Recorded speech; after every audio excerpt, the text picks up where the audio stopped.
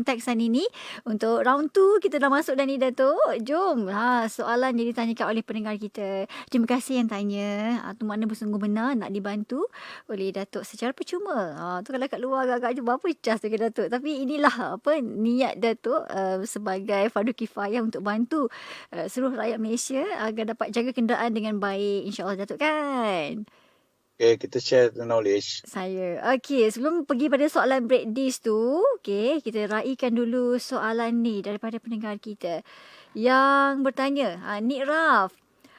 Nik Raf tanya Hyundai Matrix Auto, kenapa sedang jalan ada sentapan berlaku ketika reverse gear? Tengah bawa reverse gear tak macam tu.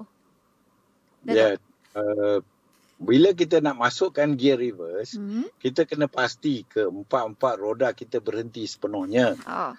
Dan bila kita tekan kepada R dan dia akan start tekan minyak, dia akan reverse. Apabila kenderaan kita mengundur, kita tekan, kalau dia semput ataupun dia jerking, tersenggut-senggut. Maknanya ratio tu, gear tu dia adalah paling tinggi ratio. So maknanya kemasukan angin, kemasukan minyak tidak seimbang. Menyebabkan semput, dia senggut-senggut. Supaya dia boleh berubah, bawa ke mana-mana kedai yang ada sistem Hyundai Matrix untuk dia kesan melalui, dia panggilkan dynometer. So dia akan setting balik, dia panggilkan tune up.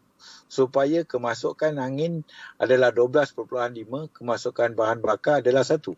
Supaya sensor-sensor ini dapat mengesan dengan betul, memberi information yang right kepada TEC, Transmission Electronic Control. Supaya dia akan lebih memberikan fokus pada dia memberikan ratio yang terbaik. Untuk bila kita reverse, bila kita forward, D1, D2, D3 dan sebagainya, ini akan memberikan pulangan penggunaan bahan bakar paling baik. Sebaik-baiknya waktu penyelenggaraan dibuatkan sekali. Tu nama dia buat tune up. Yap. Okey, jadi cik apa tadi? Nik Raf tadi?